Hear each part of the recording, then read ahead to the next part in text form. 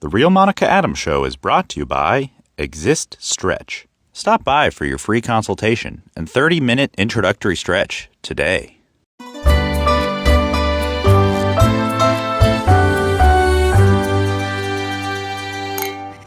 Oh, let's do it. And today we are not at Defiance Ridge Vineyards. We're missing out on our dear friend Chuck Gillentine. Chuck, by the way, send some thoughts and prayers out to him. He pulled and tore his Achilles tendon. That sounds painful, right? He needs some wine. That's liquid medicine. So on this Wet Your Whistle Wednesday, I'm here in our studio, which of course, if you don't know, we are Monday through Friday at 7 o'clock in the morning. And then we do our secondary show, Wet Your Whistle Wednesday, at 4 o'clock, sometimes at Defiance Ridge and other times maybe here. We're going to be talking maybe with a cast of characters over the next half hour or so. And then it's really cool. If you've never been to Adventure Unknown, it's a private business club in Fenton, Missouri, and it's attached to our studio. So there is a wine club tonight, and I don't get a chance to go to it. They do it, I think, the third Wednesday of every month. I don't get a chance to go, and this is finally an opportunity for me. I told them that I wanted to introduce them to my favorite grape in my favorite region, which is in Italy. And then one of them that I'm going to share with them tonight is a Barolo. Okay, so that's my question. First of all, if you're an Italian wine fan, what's your favorite wine to drink? So I like the king of the Piedmont region. So the Barolo, and this is from a dinner we just went to recently at Le Champ de Flore. Have any of you been to Stone Soup Cottage? It is a blessing to go there, by the way. Shout out to my dear friend Nancy McConnell that owns Stone Soup. It's now called Le Champ de Flore by Stone Soup Cottage, and she just had this amazing Amarone wine dinner. I mean, probably one of the best that I think that she's ever thrown there. And so we had Barolos, we had a bunch of other things, but Barolo, have you all had, that's my first question, have you all had a Barolo before? That's number one. But my favorite that I'm going to pop here today, and this is when my friend Michelle joins me on the show, her favorite part is to do this. Ready? Oh, that was wimpy. That wasn't a very good one. I had it all ready to go for you. This is an Amarone. So this is actually my all-time favorite grape from Italy. And this particular one, I like to introduce you to wines that don't have a hefty price tag. This is the Luigi Righetti Amarone. Have you had this? If not, this is the Amarone that I want you to be introduced to. So I'm going to pour a little. My friend Sean Estep is going to come in here in just a little bit. I'm going to introduce him to this if he's never had it before. And sure, you can get some really expensive Amarones, but why? When I'm telling you, one of the best you can have is right here, and you can get it for probably about $35, maybe even less than that. Maybe if you get a case or so, you go in with some friends. I know that I've seen it at some of the grocery stores that we have here in town. So try it out. If you're just tuning in, by the way, let me introduce myself for those of you that may have not had a chance to come to be a part of the show before. Monica Adams is my name. The name of the show is The Real Monica Adams Show, and I would love for you to share this show. Let people know that we are in the St. Louis area based. But over the last 3.5 years, we've taken the show on the road. When we talk about wine, we've gone to Fredericksburg, Texas, and we had a huge, they say everything's bigger in Texas, right? We had a big show in Texas. We also have done shows in Italy, in the Piedmont region, which is where Barolo is. And we also have done shows in Cabo San Lucas, Mexico. So we're excited to do some more mobile Monicas, which is where we take the show on the road and we go live from your business. So as you're tuning in this afternoon, let me know what you're doing. Are you watching from work? Are you just kind of scrolling? Are you already home? Can you wet your whistle with us this afternoon? Do you have wine? Do you have a cocktail? Do you have a mocktail? Because I know there's a lot of people that are sober curious, or maybe they're giving their body a little detox. Whatever it is that you have, maybe it's an iced tea and you're sitting out on the porch enjoying a nice afternoon. Let me know what you're doing this afternoon, because I love to know where everybody's watching from. So I'm right now in Fenton, Missouri, based in St. Louis, but I'd love for you to share the show with your family and friends all over. So we want to talk about different aspects of wine. So I'm going to give you a little education on some of this, but also want to talk about some trending things that are going on in the world. And for that, I need my glasses. So good afternoon again. As you are just tuning in, again, I want to know my audience a little bit more. I know my morning audience. I like to get to know my afternoon audience a little bit more. So this week on West Your Whistle Wednesday, West Your Whistle, it sounds like I've already already had some. It's a private business club, again, that we are attached to called Adventure Unknown. We are going to do an elevated evening of Italian wine, a little conversation, a little connection, and some of the trending topics that we're going to talk about on the show this afternoon have to do with entertainment news and then, of course, what's going on with us nationally. I just opened a bottle of Amarone della Valpolicella. So this is very bold. Rich, velvety, absolutely. These are the notes that they provide for you when you buy wine. And you want to see if I agree with this. Dark fruit flavors. Yep. I mean, color-wise, pretty dark compared to some of the Cabernets that Chuck and I get a chance to talk to you about. Chocolate notes, 100%. If you like wine and chocolate, you've got this all in one bottle. Definitely chocolate notes and a luxurious finish, perfect for slow sipping and deep conversation, which is exactly why I picked it for the wine that I wanted to introduce to the wine club this afternoon. So if you're looking to maybe bring a nice hosting bottle to somebody, this is it. And like I said, you might even be able to find it for 30, 35 bucks. Nice host gift. They will love this. So I'm going to swirl it around. I'm toasting to each and every one of you, whatever it is you're having. Oh, just as I remembered. I haven't had a bottle of this. I'll tell you what, when I joined here, we all get our own lockers. And I have had one thing in my locker for over a year now. One thing and one thing only. And it is this bottle of Amarone. And I haven't opened it until today because I wanted to share it and celebrate accomplishments in the world, accomplishments with my team.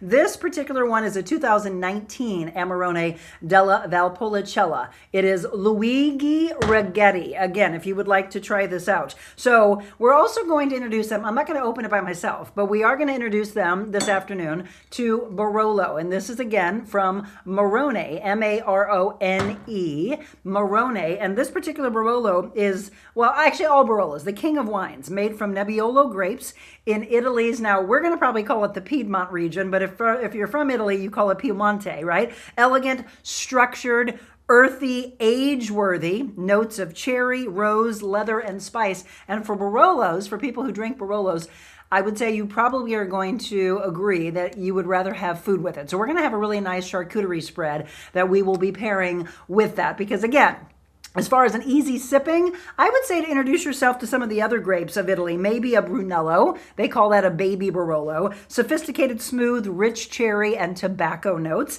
A Chianti. Tell me this. Can you introduce me to a good Chianti? I had a friend that was at that dinner with us last week, and she's like, Monica, you don't like Chiantis? If that's the case, you haven't been introduced to the right one. And maybe that's the case because I can't say that I would go and grab a bottle of Chianti. Chianti, versatile, and they say it's food friendly and perfect for charcuterie night. So I'm hoping that somebody's bringing a Chianti tonight. Super Tuscans. Now, I think my favorite is probably Antinori Tignanello. But if you've had a Super Tuscan, you know it's very bold. Modern blends combining Italian character with international grape varieties. And then Barbaresco is Barolo's slightly softer, more approachable cousin. So that would be the cousin, but the Brunello would be known as Barolo's, like the baby Barolo, like the little son. Prosecco. Don't forget the Prosecco. Don't knock that one out because every wine night deserves a celebratory start. So for me, it's Amarone and Barolo. But if you're wanting to try some of the other grapes out of Italy, those are maybe some of the suggestions. Brunello, again, Chianti, Super Tuscan, a Barbaresco, a Prosecco, a Barbera I think is really good. But I think my favorites would be Brunello, Barolo, and Amarone. But what about you? Let me know what your thoughts are. So again, we're welcoming you in on this Wet Your Whistle Wednesday. Looking forward to getting back with our dear friend Chuck. That should be next week. And if you've ever wanted to join us on a Wet Your Whistle Wednesday, I would love for you to do so. We are every other Wednesday at Defiance Ridge Vineyards, which is, of course, in Defiance, Missouri. They have if they haven't started it already, I think they're doing it this Friday. They're kicking off the summer concert series. As we get ready to head into the unofficial start of summer, they will have these on Friday nights. Some incredible musicians from not just our immediate area, which we've got some great artists, but they are going to be bringing in artists from all over the United States. They've got a really cool band, by the way, coming up app from Texas. So check them out. If you are getting some family and friends together, some coworkers, I'd love for you to support those that support us. And by the way, let's thank our sponsors. Let me put them up on the screen here. If you didn't know, these are all the people that make this show possible for the last 3.5 years. So thank you to Yuppie Puppy Pet Spa. We just were on with Jessica. Remember, when it comes time to adopting a dog, we would love for you to remember the rescues, right? To adopt, don't shop. JG Optimal Wellness for all the great things she does for us on our Medical Mondays as well. Defiance Ridge Vineyards, we'll be back with him again next week. Spas and more, did you see? We got a hot tub coming to the house at the end of July. So shout out to Angie Hess, we love you. As well, Dot Fleshman Realty, she's with Coldwell Banker Gundaker. When it comes time for you to sell your home or buy a house, remember her. She'll be back on with us the first Friday. Childress Legal Nurse Consulting, again, going through the chaos of the medical records for you, so you don't have to do that. So shout out to those, injury lawyers that are looking for a great nurse to connect with from a consulting standpoint. Childress Legal Nurse Consulting, again, remember her. As well, Garden View Care Centers,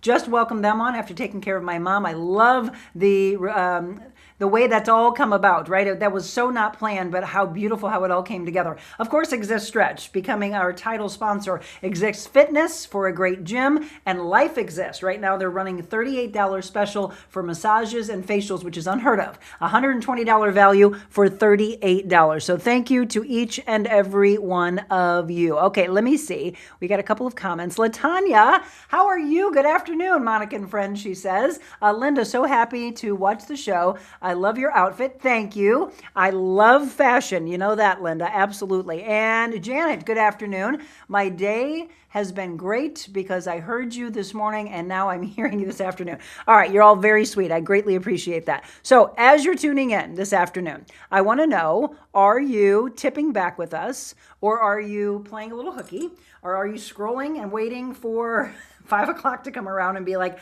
I'm done with work. I want to be done already. I want to get into some trending topics, okay? As we let this baby open up a little bit. Cheers to each and every one of you. Again, I'd love to know if you're watching live, and some of you get a chance to watch this later, do a little hashtag replay for us. So some of the biggest trending topics right now in news, entertainment, pop culture, social conversation, the upcoming Avengers. Doomsday is generating massive buzz after the Russo brothers teased it as a complete reinvention of the Marvel Universe. Disney fans, they're all talking about the transformation of the famous rock and roller coaster into a Muppets-themed attraction at Disney's Hollywood Studios. And that features celebrity collaborations and nostalgia from the Jim Henson era. We all loved the Muppets, right? My favorite was the guys up in the rafters, right? They always were yelling at each other. Are you a Disney fan? Because all the kids are getting ready to come home from school, and so now they're like tugging on mom and dad's shirts. Hey, can we go on vacation? We want to go and see Disney. If they do, you might want to tell them to check this out.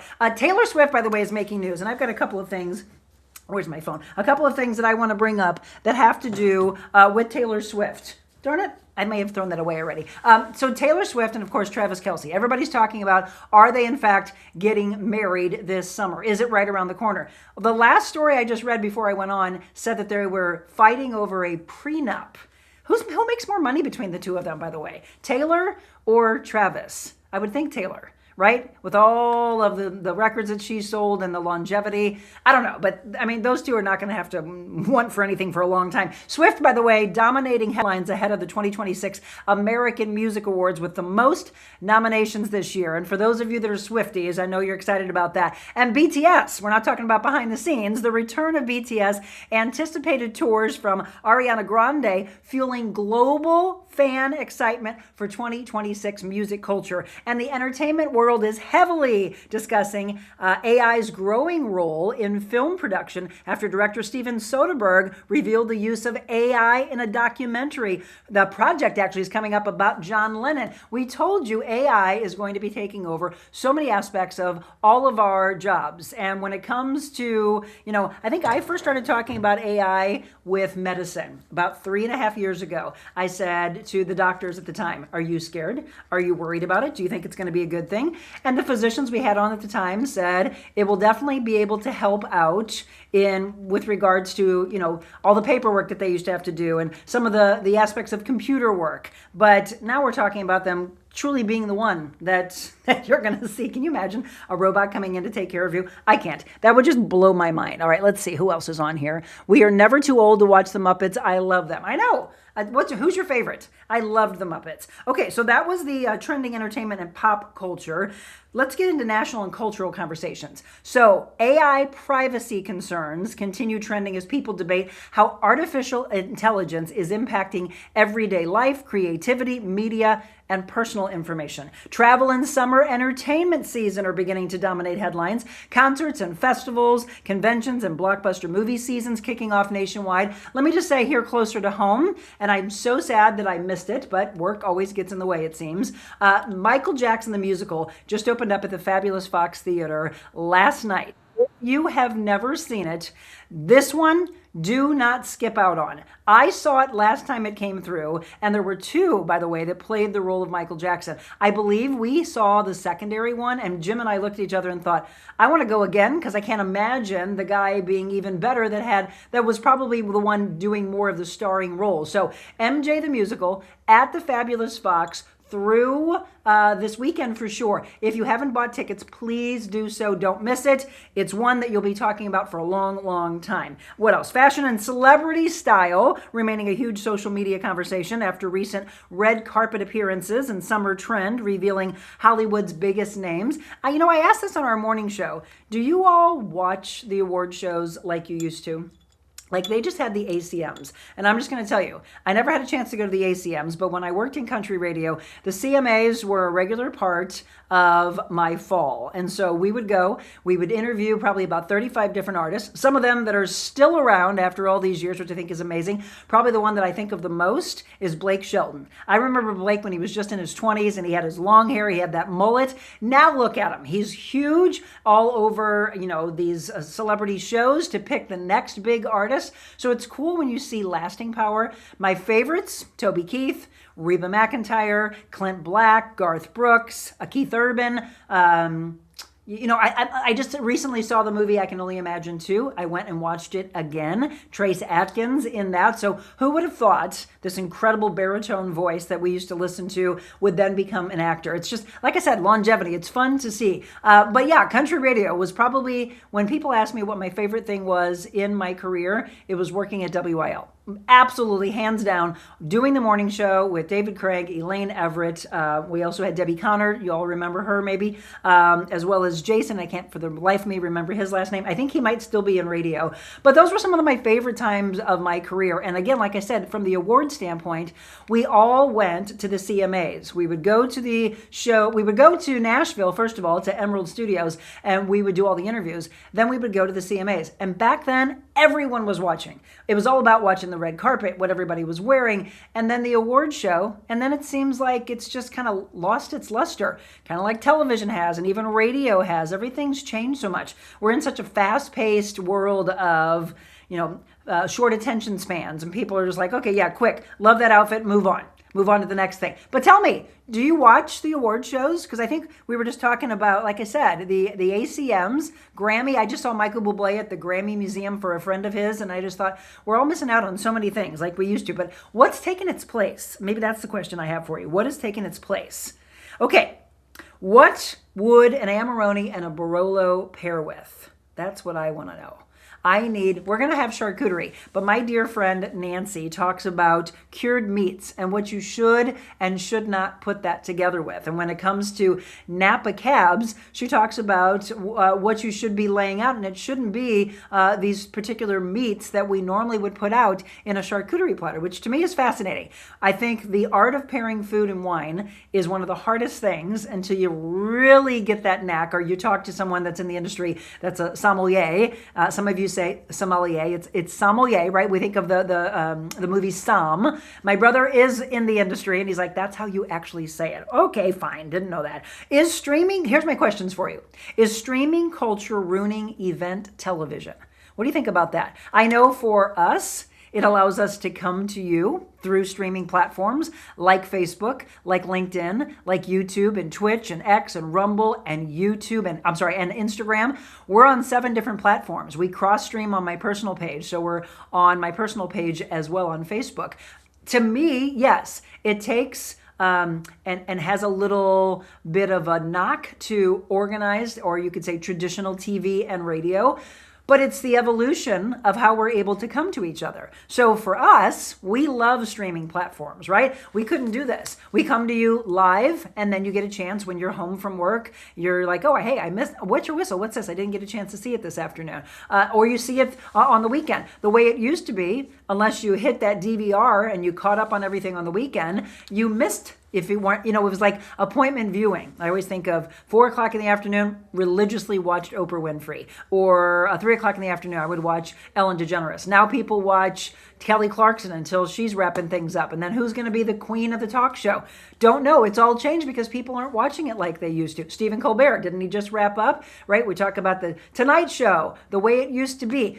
Do you like that things are changing? Or are you frustrated? Are you worried about what's going to be left? Right now it's streaming, but we've got to be willing to roll with the punches and the evolution of it all. So the question is streaming culture ruining event television? That's one question I have for you. Another, are celebrity brands oversaturating the alcohol market? What do I mean by that? There's a lot of celebrities that put their name behind brands. They're not making it. So I think of like Usher, I think has like a vodka, and The Rock has a tequila. I mean, we can go on and on and on of the people who put their names behind.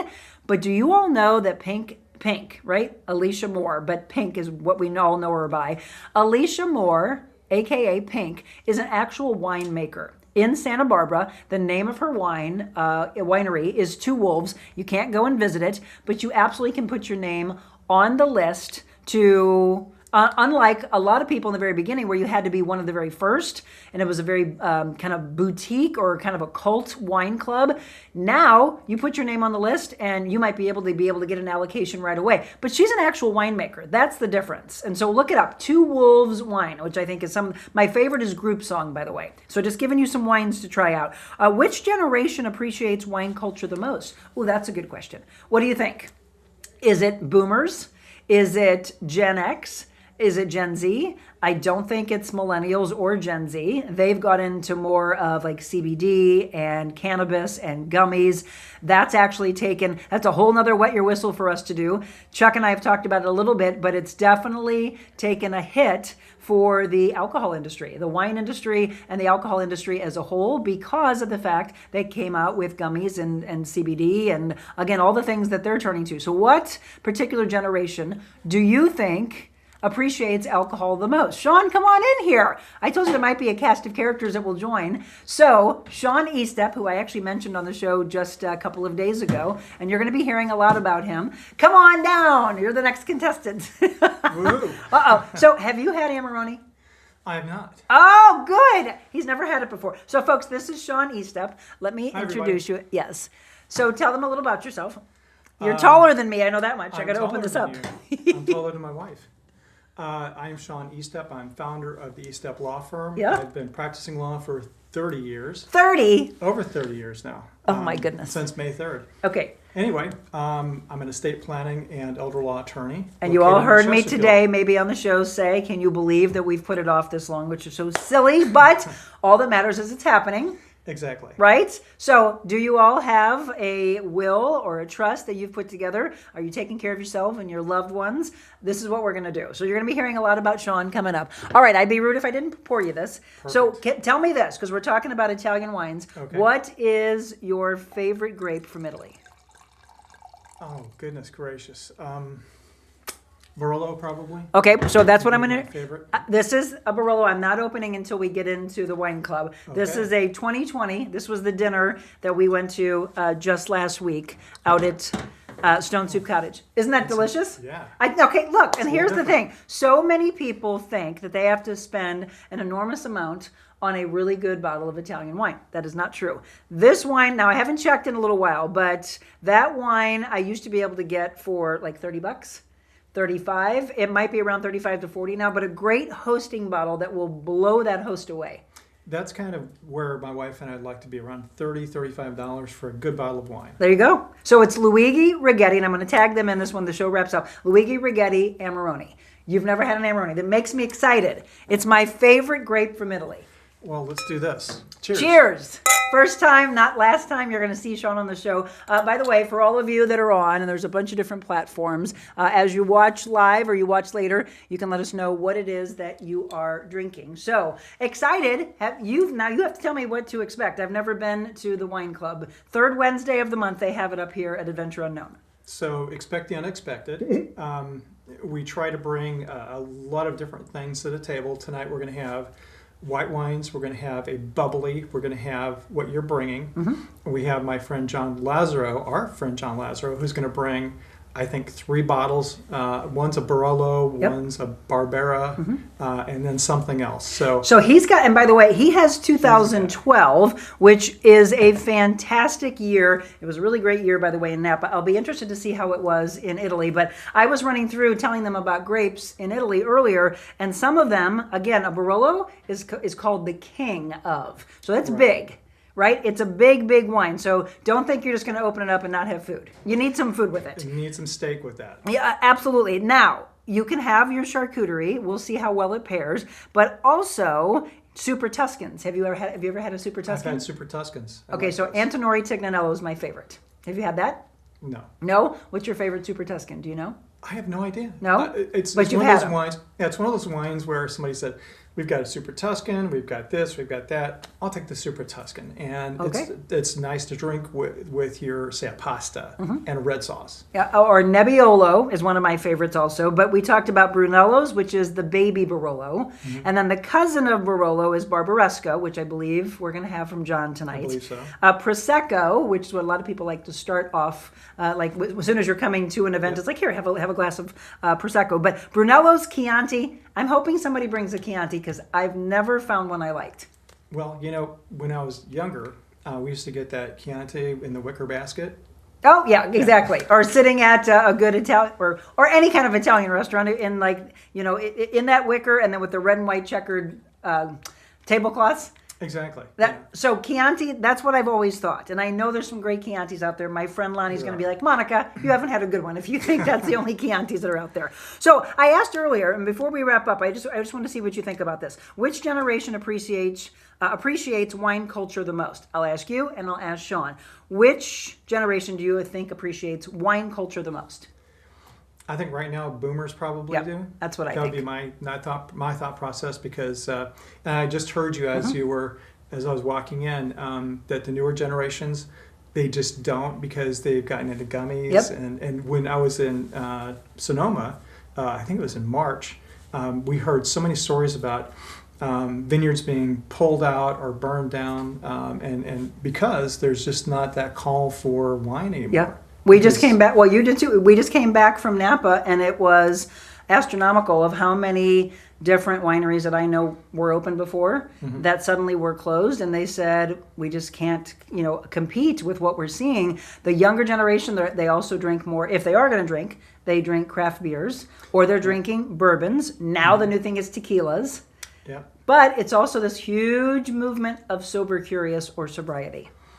True, but I think what people in that generation have lost is kind of the eating with the wine and having a conversation with the wine while you're eating.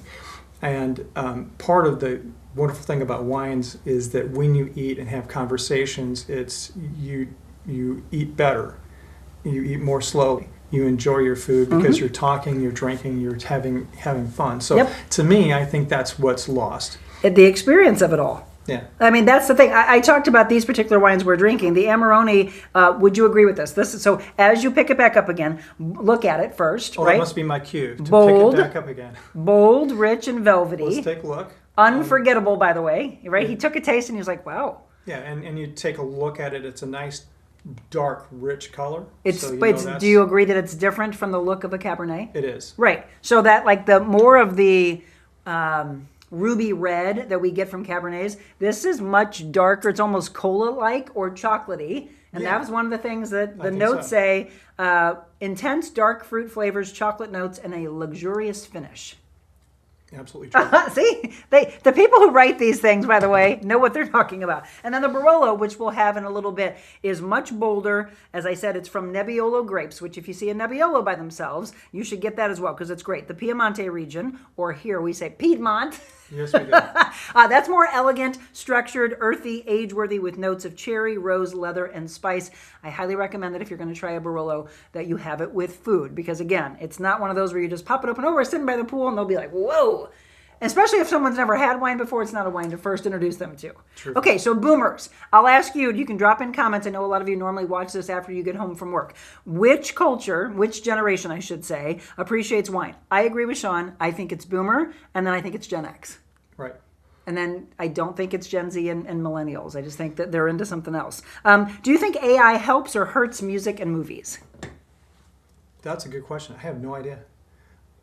I know AI helps me in what I do. See? It makes it easier for me to write briefs and things like that. But I don't know. I think it helps. It I think might. we all used to be scared and concerned about it, but I was talking right before you stepped in here. The entertainment world is heavily discussing AI's growing role in film production because director Steven Soderbergh revealed the use of AI in a documentary project that he's doing about John Lennon.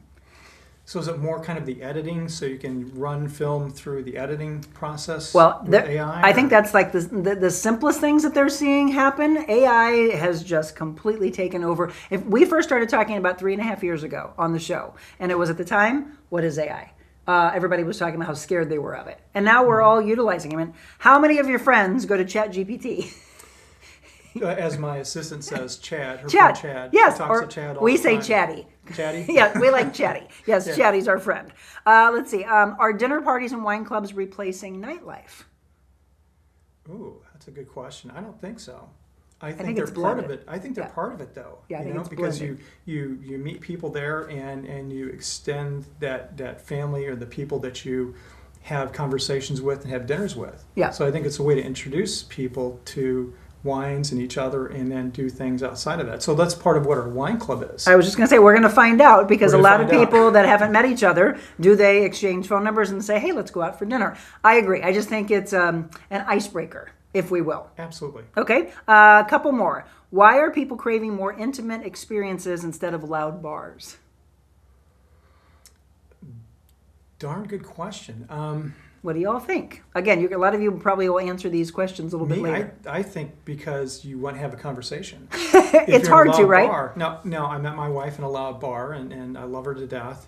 But today, I think a nice, calm experience, we have a really good conversation to start with, is maybe a better way to start, isn't it? I think so. And again, it also depends on age, right? If we Yeah. think we're in our 20s and we're just like, yeah, let's go out, and we're going on vacation, and then let's go to the bars. Now it's more, hey, let's go grab some food, and then let's sit out by the ocean. Let's not be at the bar. I think it's age specific, which is why we do generational talk on this show, by the way. Okay, two more. Who do you think is the most overrated celebrity? And I probably just had her in the news earlier. Because it's like everywhere we looked, this particular person was. And if you watch football, there she was. Ooh, I have no idea. Taylor Swift. Taylor Swift. Okay. Are we all not constantly talking about, is Taylor Swift and Travis Kelce going to should get know. married? I should know. I've got Taylor's boyfriend's jersey in my See? closet. See? And the funny thing is, when they were in the Super Bowl and we were watching the Super Bowl, I texted a copy of that to my nieces, who are huge Taylor Swift fans. And I said, "Does this make me a Swiftie having Travis's jersey on?" They're like, "Absolutely." Yeah, I'm like, see? Okay, Exactly. that's disappointing. Oh, no. Again, okay, so that's the maybe overrated celebrity. But how about when it comes to alcohol? Because I just said that a lot of celebrities will put their names behind certain bourbons and scotches and tequilas and you name it. There is a particular winemaker I mentioned earlier. Pink is an actual winemaker and a darn good one. Okay. The name of her wine, if you didn't hear earlier, is called Two Wolves. It's in Santa Barbara. You can't go visit the winery, but you can put your name on a list to get an allocation. And I want you to try Group Song, by the way. And her rosé is unbelievable. So she knows what she's doing. I like a rosé, so I might have to try that. Get on the list. Yes, get on the list because, again, you have to try to get on the allocation. So she actually makes the wine, but what's the most overrated celebrity wine brand? I think the one that has Stewart, she went to jail. Martha Stewart. And there's one that I think Diddy did, or they're Those- kind of the two of those. I mean, they're out there. Their faces are on it. I think. Well, good for celebrity marketing, wine, right? Great marketing, but I think it's just overrated wine. Okay, last question, and then we're going to wrap up for you on this Wet Your Whistle Wednesday so we can get to our wine club. If a wine matched your personality, Sean, what would it be? Okay. Do you want the real answer, or do you want me to tell you the answer? This is the real show, right? The This real is the answer. real Monica Adams show, so the real answer. Okay. So it's probably going to be. I think we want to hear them both. Because Cabernet. it's dry. It's like me. It's well aged like me. It's sophisticated, not like me. Wait, there's young cabs, and there's people young say it's cabs. open too early. Fair enough. But no, I think just a Cabernet. A cab. Okay, but you said, do I want the real answer, or what was the other one? answer is, I think champagne because it's bubbly and Yeah, fun. oh, hey, Yeah. we Yes. are going to be having Sean on the show over the next several months. I want to find that part of Sean, Okay, the bubbly one. there you go. Okay, Give that a shot. so Cabernet or Champagne. For me, the edginess of a Barolo. Okay. And then the class of a Cab Franc. Ooh, I love a good Cab Franc. There we go. And it's See? really hard to find a good Cab Franc. It's hard to find real people. That's fair. Cheers to you. Cheers. Thanks for joining. And again, folks, Thanks when for it having comes to estate planning, I want you to look him up. Go to his website, which looks fantastic. Yeah. Tell them what it is. www.esteplawfirm.com. It's ESTEP lawfirm.com. Support those, by the way, that support us, and we thanked all the incredible sponsors earlier. I'll put them back up on the screen. And so when you need the services of any of this, please support them because, again, they're the reason we've had this show for 3.5 years, and it's the reason you all wake up to positivity. All right, it's time to get our drink on. Cheers. In the Italian region, cheers to each and every one of you as well. Tomorrow morning, by the way, on the show, we're going to have a dog right here where Sean's sitting. Augie from Fenton Family Dentistry will be with us, and he calms all of those that are a little concerned about going to the dentist. It's amazing that he just naturally knows that someone's a little nervous. Augie and Abram, as well as Dr. Jessica from Fenton Family Dentistry. They are on with us tomorrow, so don't miss that. Cheers. Time for you to go wet your whistle.